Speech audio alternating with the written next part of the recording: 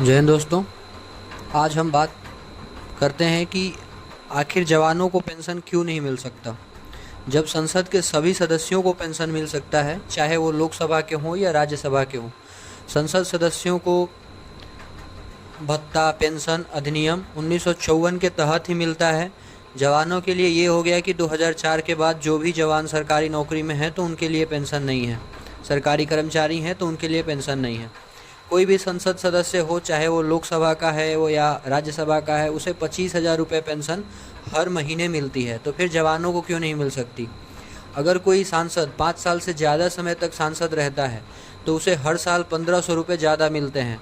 तो फिर जवानों को डीए और एरियर भत्ता ये सब क्यों नहीं मिल सकता।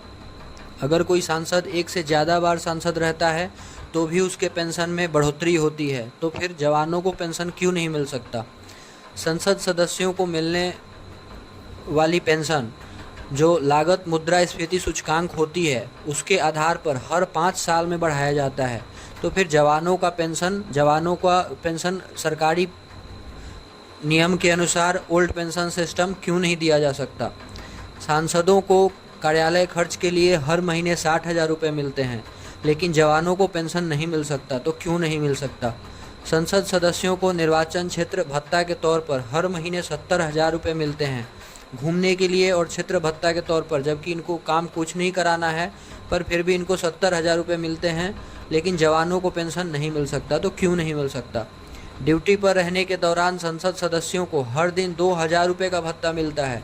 जवानों को 500 रुपये और 625 रुपये का भत्ता मिलता है और इनको 2,000 रुपये मिलता है। संसद सदस्यों का एमपीएलएडी फंड भी मिलता है। इस फंड का इस्तेमाल वे अपने निर्वाचन क्षेत्र में सड़क, स्कूल, अस्पताल और दूसरी बुनियादी सुविधाओं को निर्माण या मरम्मत में करते हैं।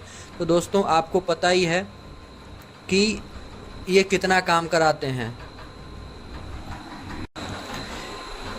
दोस्तों, 2010 में 25 अगस्त 2010 को लोकसभा में एक विधेयक प्रस्तुत किया गया और इस अधिनियम के अनुसार सांसद को पूरे कार्यकाल के दौरान 16,000 रुपये प्रति माह वेतन तथा सत्र के प्रत्येक दिन के लिए 1,000 रुपये भत्ता प्राप्त करने का अधिकार था, जिसको इस विधेयक में बढ़ाकर 50,000 रुपये प्रति माह तथा भत्ते को बढ़ाकर 2,000 रुपये कर दिया गया।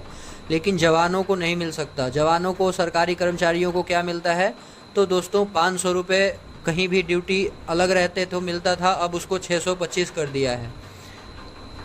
इनका सीधे दोगुना हो जाएगा, लेकिन जवानों का नहीं हो सकता। सड़क मार्ग से यात्रा करने पर सांसद को 13 रुपये प्रति किलोमीटर की दर से यात्रा भत्ता मिलता है। जवानों को उनका जो खर्च होता है, उनका जो टिकट का पैसा रहता है, उसमें भी काट के मिलता है। इसे भी 13 रुपये प्रति किलोमीटर की दर से बढ़ाकर 16 रुपये प्रति किलोमीटर कर दिया गया।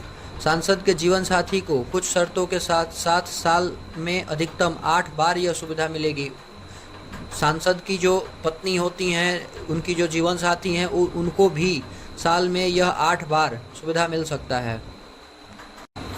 1954 के अधिनियम के अनुसार इनको 8,000 रुपये प्रति माह पेंशन मिलती थी, जिसको बढ़ाकर इन्होंने 2009 में विधेयक लाया और 2010 में इन्होंने इसको सीधे 20,000 रुपये कर दिया। इनका पेंशन 2004 के बाद 2010 में संशोधन आया और उसको इन्होंने बढ़ा के इसको 20,000 कर दिया। लेकिन जवानों का लड़ाई 2004 से लगा हुआ है, वो आज तक नहीं बढ़ा और अब उसमें संशोधित करके यूनिफाइड पेंशन सिस्टम ला रहे हैं। इन्होंने अतिरिक्त पात्रता को 1,500 रुपये अधिक और पे कर दिया है। अधिनियम के तहत सांसद को वाहन खरीदने के लिए पहले 1 लाख रुपये अग्रिम मतलब लोन लेने की अनुमति थी। अब इस लोन को भी इन्होंने 2010 में बढ़ाकर 4 लाख रुपये कर दिया।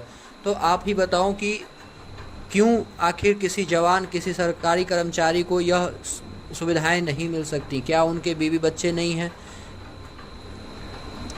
इस वीडियो को दोस्तों ज़्यादा से ज़्यादा शेयर करो, लोगों तक पहुंचाओ ताकि सबको पता चल सके कि क्या चल रहा है, और जितना ज़्यादा से ज़्यादा हो सके शेयर करो कि हमारी लड़ाई आगे बढ़ सके। तो ऐसी ही दोस्तों वीडियो और जानकारी के लिए आप मेरे साथ बने रहिए। चैनल को सब्सक्राइब कीजिए और लाइक कीजिए और वीडियो को वायरल कीजिए।